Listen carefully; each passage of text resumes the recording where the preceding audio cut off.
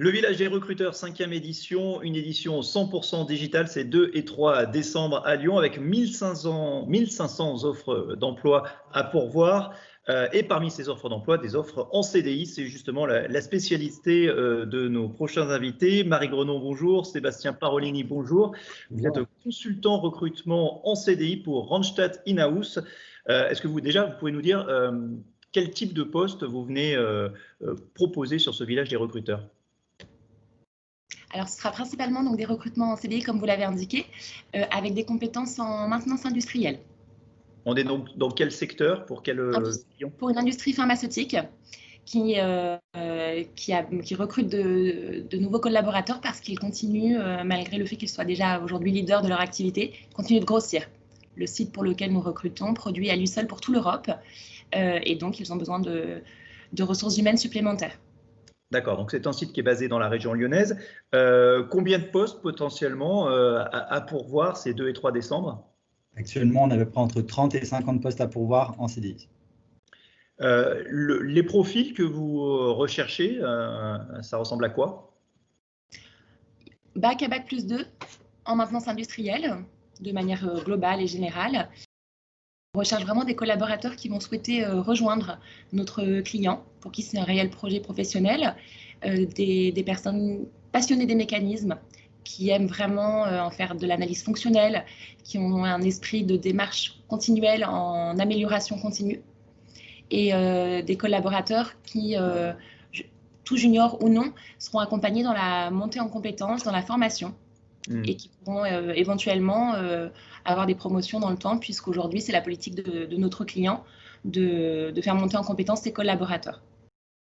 Ce que vous vendez, Sébastien Parolini, aux candidats, c'est-à-dire les perspectives d'évolution et la perspective aussi d'avoir un CDI pour un jeune diplômé? Tout à fait, non seulement pour les jeunes diplômés, mais également pour les personnes qui veulent changer d'emploi. Aujourd'hui, le secteur pharmaceutique, en tout cas chez notre client, n'est pas impacté par rapport à la situation actuelle, donc sur le Covid.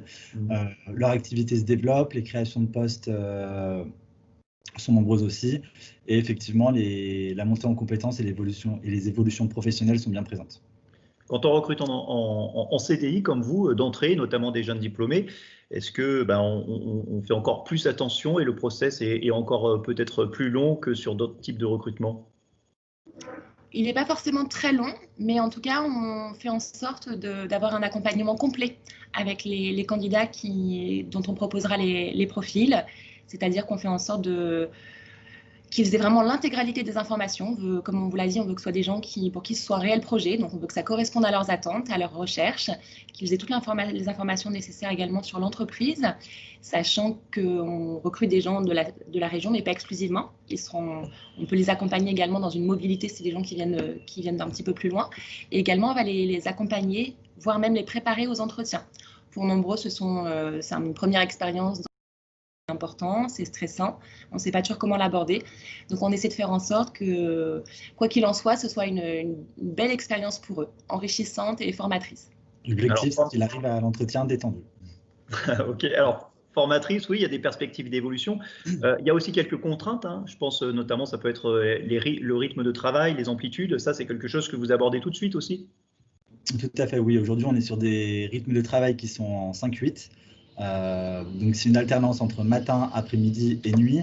Donc après, chacun doit voir en fonction de son mode de vie privé si cela peut correspondre ou non. Bon, après, on est sur des jours de congé qui peuvent être en semaine, mais allant de 3 à 4 jours de repos consécutifs. Est-ce que ça reste un univers très masculin, ce secteur de l'industrie pharmaceutique, ou alors il s'ouvre aujourd'hui aux candidates? Il s'ouvre aux candidats comme aux candidates. Tout est une question d'envie. Alors, et justement, je vais en terminer avec ça, puisque vous m'en parliez. Comment vous faites à travers un écran pour arriver à sonder l'envie, la motivation d'un ou d'une candidate? Tout vient généralement de son discours. Quelqu'un qui est passionné par les mécanismes, de les comprendre. On sent dans le discours vraiment le désir de vouloir travailler dans le domaine. Également, aussi, ce type de candidat, c'est des personnes qui sont notamment bricoleuses, peut-être dans l'automobile, sur leur propre voiture, ou même dans le domaine du bâtiment, lorsqu'ils refont eux-mêmes des installations électriques chez eux, par exemple. L'envie et le potentiel sont primordiales et comptent presque plus que l'expérience.